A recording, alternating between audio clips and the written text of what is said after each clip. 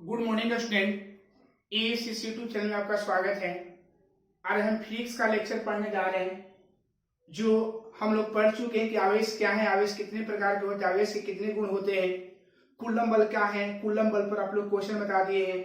आवेश वितरण क्या है, संगत आवेश वितरण तो वही बता दिए कि जब किसी वस्तु पर आवेश प्रदान किया जाता है तो आवेश उस वस्तु पर समान रूपों से फैल जाता है, जिसको आवेश वितरण के नाम से लोग करते हैं जानते हैं। ये तीन प्रकार का होता है। रेखीय आवेश घनत्व जो किसी वस्तु की लंबाई में रहेगा, पृष्ठीय आवेश घनत्व जो किसी वस्तु के क्षेत्रफल में रहेगा, और आयतनीय घनत्व जो किसी वस्तु के आयतन में रहेगा। ओके, उसके बाद कूलम का नियम, सदिश रूप, कूलम का सदिश रूप, कूलम के नियम का महत्व भी बताए होंगे, है ना। तो उन सब चीजों को बता दिए हैं। और वैद्युत बलों का आधारोपण सिद्धांत बताया है, उस पर अभी एक ही क्वेश्चन बताया है, लेकिन थोड़ा इसका हम ऑब्जेक्टिव बता दे रहे हैं। उसके बाद हम लोग आगे धीरे धीरे अपने सिलेबस को लेकर चलेंगे। ओके, तो एक क्वेश्चन आप लोग का है जो बहुत इंपॉर्टेंट है, ध्यान देना होगा आप लोग को एग्जाम में, कि विद्युत आवेश से आप लोग का संबंधित क्वेश्चन है।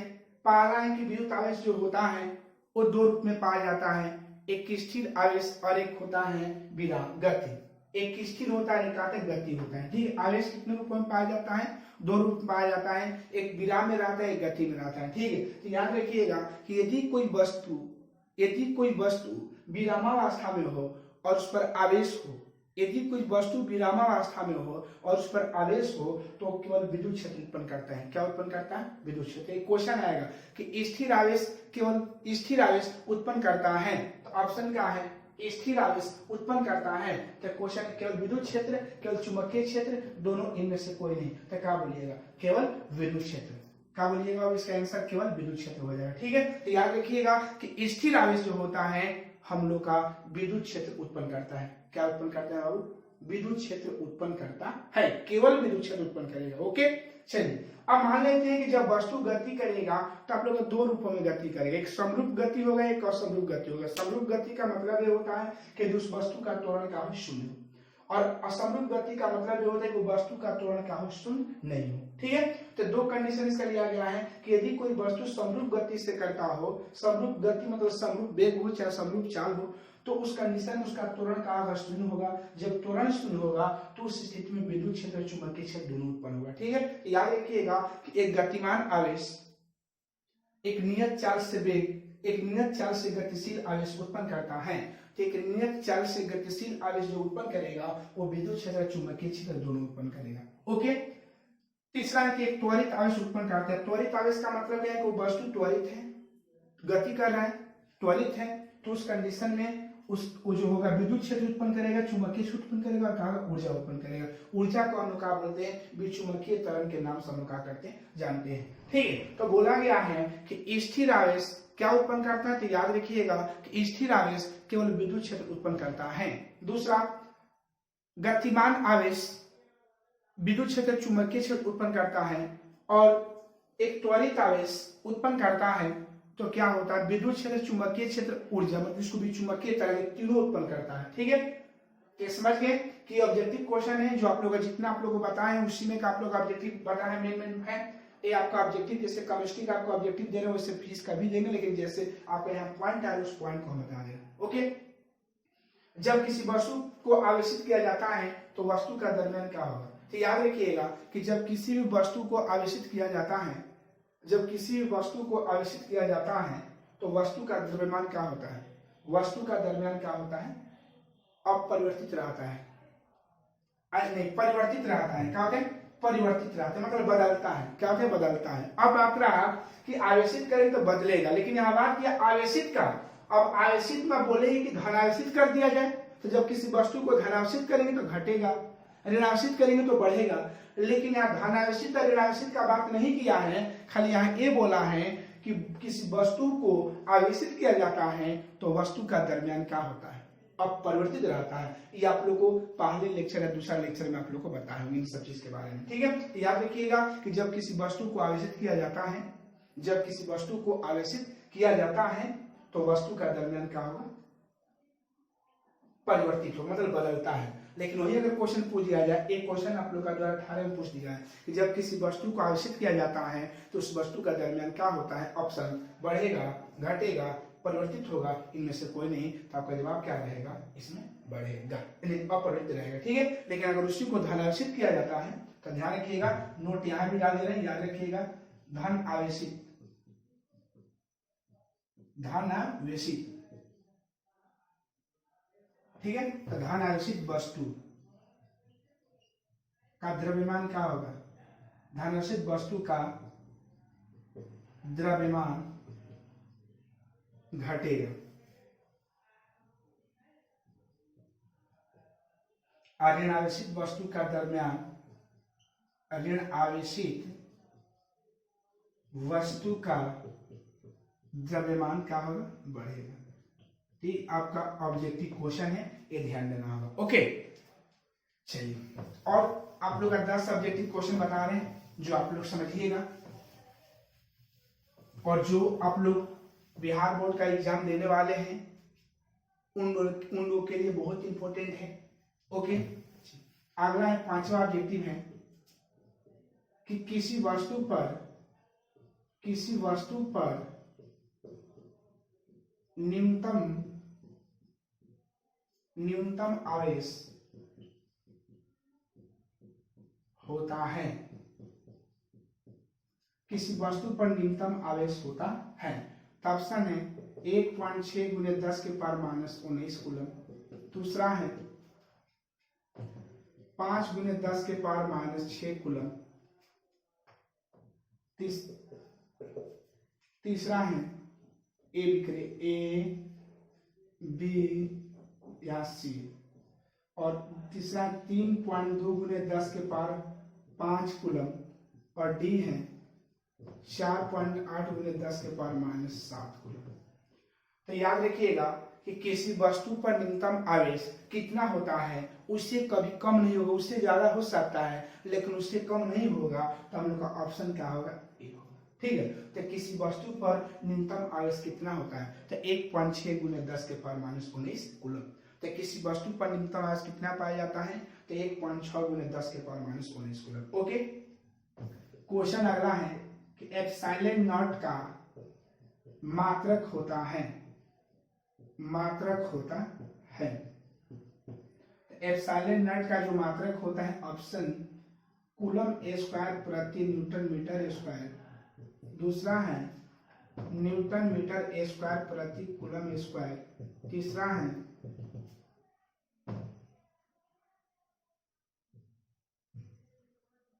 Newton metre square coulomb square, और ए यहाँ बी, और यहाँ सी, और यहाँ क्या है डी, और एक और कूलम स्क्वायर, और एक है सिर्फ कूलम स्क्वायर। तो ऑप्शन कौन हो जाएगा, तो कूलम स्क्वायर प्रति न्यूटन मीटर स्क्वायर, इसका ऑप्शन क्या हो जाएगा। तो एप्सिलॉन नॉट का मात्रक आप लोग बताएंगे इतना होता है।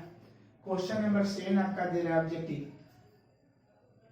ऑब्जेक्टिव क्वेश्चन आप लोग को दे रहे हैं एक और, कि एक कूलम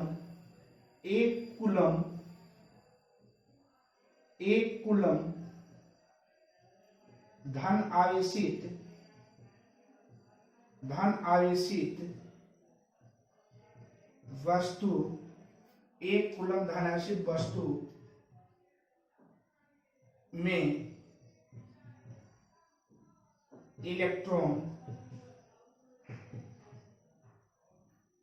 होता है। Option A 6.25 × 10⁻18 electron, B 6.25 × 10⁸ electron,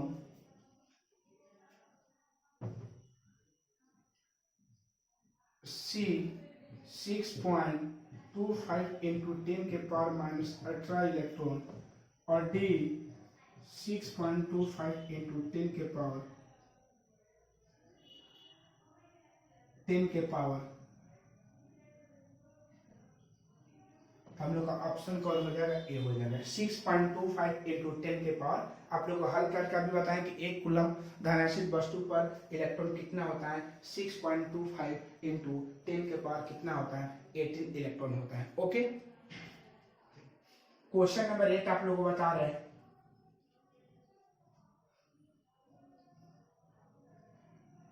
question number 8 है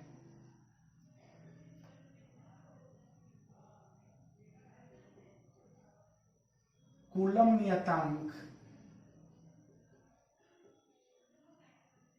का मान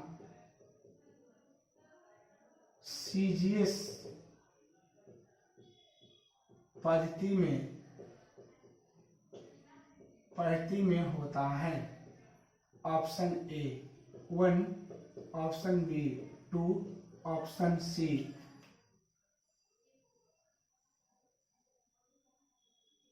3 और ऑप्शन डी 4।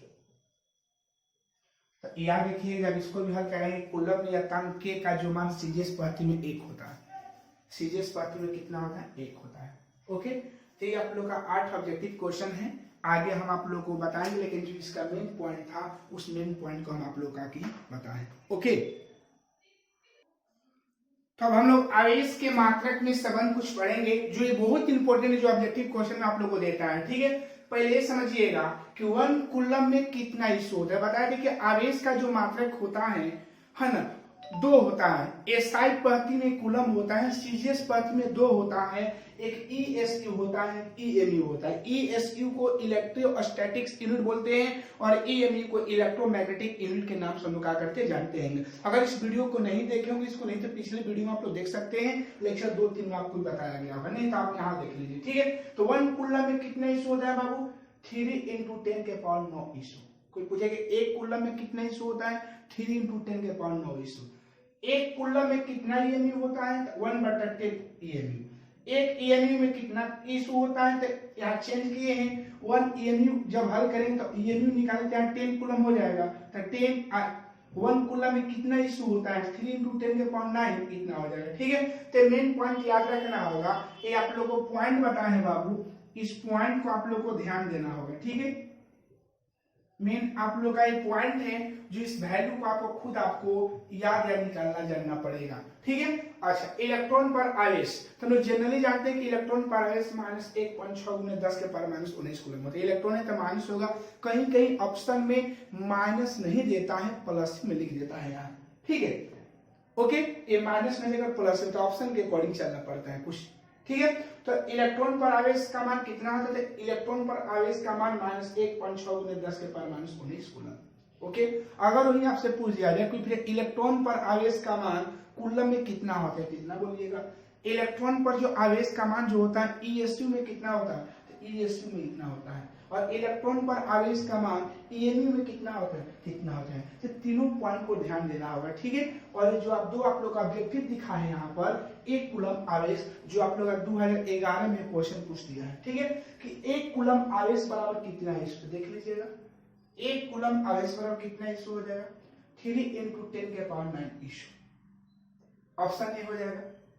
विद्युत आवेश का क्वांटम ईएसयू मात्रक में होता है। तो विद्युत आवेश का क्वांटम ईएसयू मतलब 1।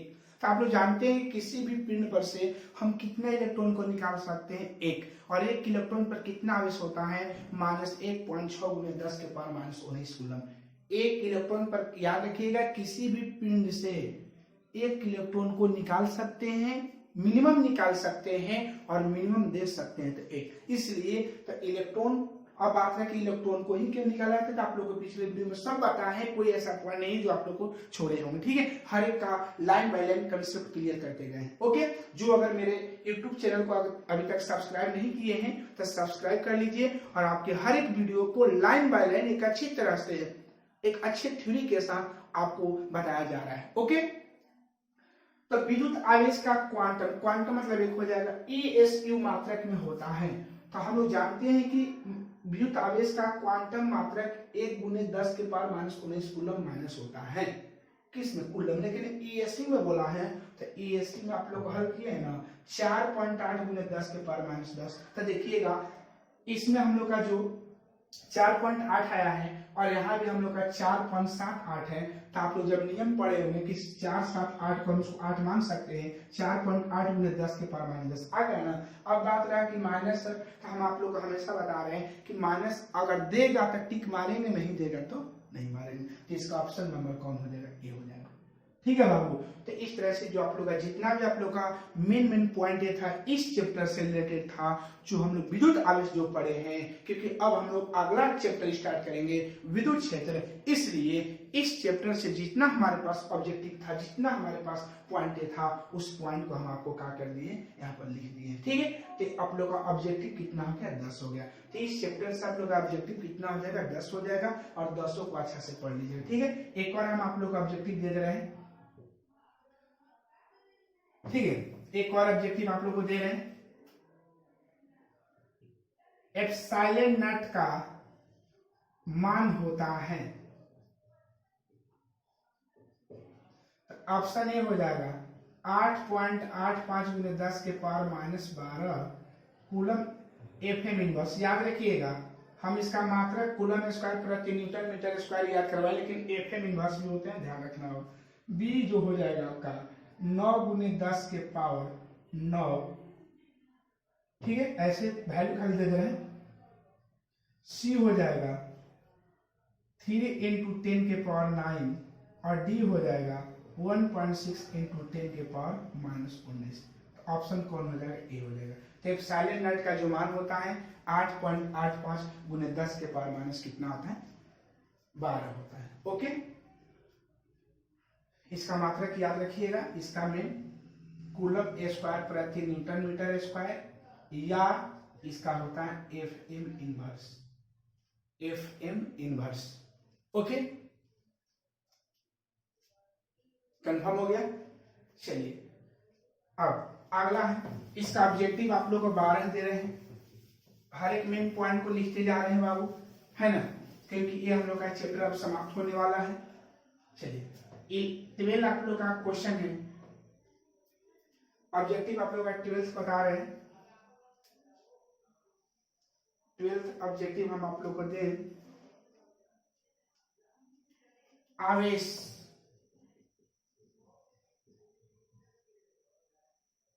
राशि है, ऑप्शन अदिश, बी सदिश, सी दोनों,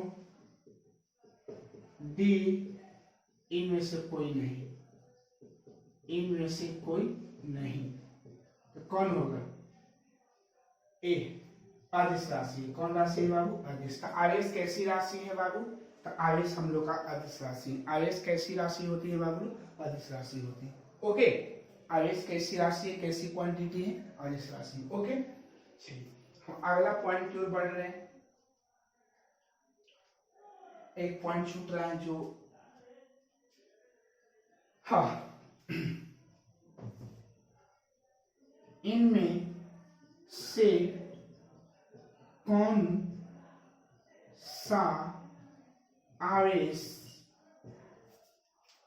किसी वस्तु पर संभव है, किसी वस्तु पर संभव है, संभव नहीं है, संभव नहीं है।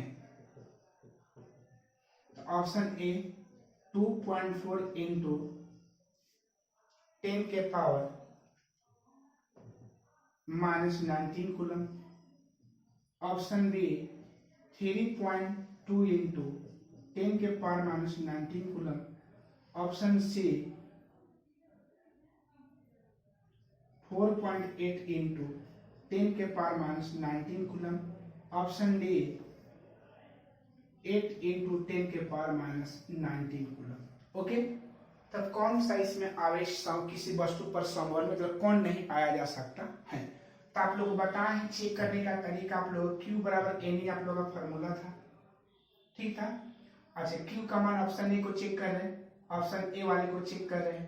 तो Q के ऊपर 2.4 × 10 के पावर -19, और n का वैल्यू निकालना है इसका 1.6 × 10 के पावर -19 कूलम। कूलम से 19 कूलम से कूलम कट जाएगा, कितना बचेगा 2.4 × 1.6 = 1, n = 24 बटे कितना होगा 16, n = 3/2। तो याद रखिएगा कि जहां भी अगर n का वैल्यू बाटा में आ जाएगा, जहां अगर हम लोग का n का वैल्यू बाटा में आ जाएगा तो हम बोलेंगे कि वह आवेश किसी वस्तु पर संभव नहीं। तो ऑप्शन कौन हो जाएगा? एक। तो ऐसे चेक कर लीजिएगा, आप ऑप्शन बी को भी चेक कर देख लीजिएगा संभव है कि नहीं। अगर विश्वास नहीं है तो इसको भी चेक कर हम आप लोगों को दिखा दे रहे हैं। ऑप्शन बी के लिए 3.2 डायरेक्ट कर रहे हैं, 3.2 इंटू 10 के पावर माइनस 90, यहाँ इन और यहाँ 1.6 इंटू 10 के पावर माइनस 90 कट जाएगा है ना। तब 3.2 इंटू 1 पॉइंट कितना होगा 6 इक्वल 1, डेसिमल हट जाएगा, दोनों का दशमलव बराबर है तो n हो जाएगा 16.32। n का वैल्यू कितना हो तो संभव है ना। तो याद रखिएगा कि ऐसा क्वेश्चन दिएगा कि इनमें से कौन सा आवेश किसी वस्तु पर संभव नहीं हो सकता है। ओके चलिए, तो ये हम लोग का क्वेश्चन नंबर आप लोग का 14 दे रहे हैं। आवेश का ऐसे लिखे एम्पियर घंटा मात्रक है। ऑप्शन ए आवेश का, ऑप्शन बी विभव का, ऑप्शन सी धारा का, ऑप्शन डी विद्युत क्षेत्र का।